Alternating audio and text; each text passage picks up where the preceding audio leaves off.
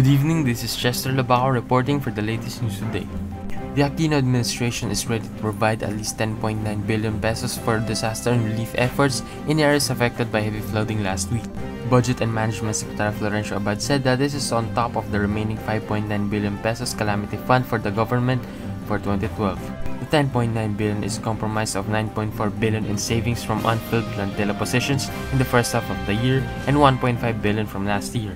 Finance Secretary Cesar Purisima said during the same hearing that the government still has enough fiscal space for the purpose of rehabilitation and would not need a supplementary budget for now. President Aquino yesterday met with his economic team to determine how much would be needed for relief, rehabilitation, and evacuation efforts. Last week, Abad said that the government's calamity fund for 2012 still has a balance of 5.9 billion which may be used for post-disaster rehabilitation efforts. According to the Budget Department, the 2012 expenditure program provides 7.5 billion for the calamity fund, while a balance of 291 million pesos has been carried over from the previous year. On top of the calamity fund, the different departments can also tap its so-called quick response funds. The country is finally eyeing legal remedies before international forums to resolve its territorial dispute with China over the Panatag Shoal. Foreign Affairs Secretary Albert Del Rosario made the statement in response to questions raised by Cagayan de Oro City Representative Rufus Rodriguez, who said that the government should now bring the Panatag Shoal issue to international bodies such as the United Nations. Rodriguez said that the area is within the country's 200-mile exclusive economic zone under the UN on the law of the sea. The shoal is just 124 miles off Zambales and more than 400 miles from the nearest Chinese territory. He lamented that for the first time in decades, the ASEAN failed in its recent meeting in Cambodia to come up with a joint communique containing its common stand on the problem in the West Philippine Sea. The DFA chief also said China is appearing to take its own sweet time in considering an ASEAN proposal for the Code of Conduct in the West Philippine Sea. Manila Representative Zenaida Ang Ping, who presided over the hearing as head of a subcommittee in charge of the DFA budget, said that even lawmakers should avoid making statements on the conscious territorial dispute with China. Zambales Representative Mitos Magsaysay said President Aquino's spokespersons Edwin Lacerda, Ricky Carandang, and Abigail Valde have issued statements that further incest China. Now for the latest sports news, here is Pio Garcia. Pio. Continuing coverage of the 2012 London Olympics, we tune into the basketball where the United States men's basketball team won the gold medal against Game's Spanish side 107-100 yesterday. The game was tight from the onset and figured to be going to overtime. The Spanish, behind gunner Juan Carlos Navarro's 19-point first half, was down by only 1 point at the break. He gamely engaged Oklahoma City superstar Kevin Durant in a shootout. Durant finished the half with 17 points. After the break, the Americans behind Los Angeles Lakers guard Kobe Bryant fought tooth and nail with his Spanish teammate Pau Gasol, but as the game waned to the final minute, it was LeBron James who towed the Americans to victory. He tallied 19 points, 7 rebounds, and 4 assists. Teammate Kevin Durant finished with 27 points to record 156 points overall, the most by any player in Olympic history. Meanwhile, in the bronze medal game, Russia upended Argentina 81-77 thanks to the heroics of young star Alexei Shved. Shved put up 25 points and 7 assists and got help from Andrei Kirilenko, who lit up for 20 points and 8 rebounds to lead the Russian team. Argentina was led by San Antonio's first guard Manu Ginobili with 21 points. This seems to be Ginobili's farewell game in the Olympic stage. Meanwhile, in football, Mexico scored the biggest upset ever by winning the gold medal against a star-studded Brazilian squad, 2-1. Brazil boasted of Neymar, Ganso, Lucas, Oscar, Thiago Silva, and Hulk, but they could not find their form against the Mexicans' aggressive stance throughout the game.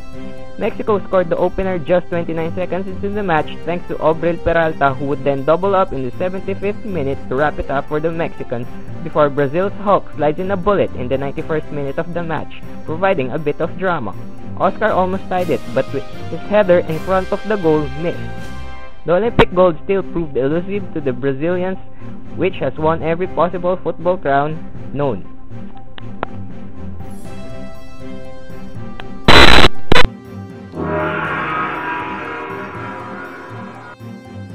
Thank you, Pio Garcia, for the latest sports news. Philippine officials say that 2 Europeans seized by gunmen back in February were seen recently in the custody of Al-Qaeda-linked Abu Sayyaf militants in their jungle stronghold. Iwan Horn of the Netherlands and Lorenzo Vinciguerra of Switzerland were abducted while on a bird-watching trip in the southernmost province of Tawi-Tawi near Sulu province, where Abu Sayyaf has survived mostly on banditry and ransom kidnapping. Senior Superintendent Antonio Freya said without elaborating that the two were seen with Abu Sayyaf gunmen more than a month ago in the jungle of mountainous Patiko town in Sulu. Freya says an Indian who recently escaped from Abu Sayyaf captivity was held separately and did not meet with the Europeans. Well, hopefully in the near future we can secure these foreigners and set them home. And now for the latest features and news about tech, here is Justin Jovellanos. Justin?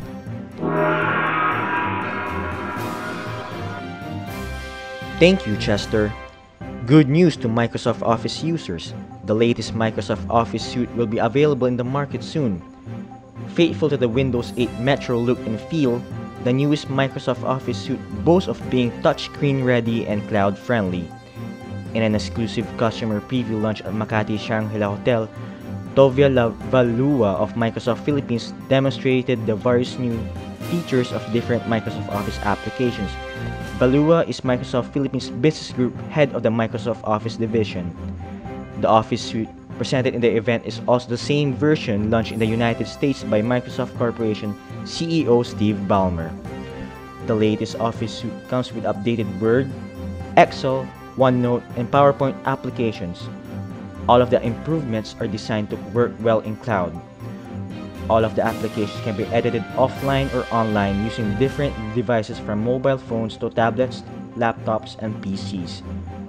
Microsoft Word, for example, can edit PDF and save in Adobe format.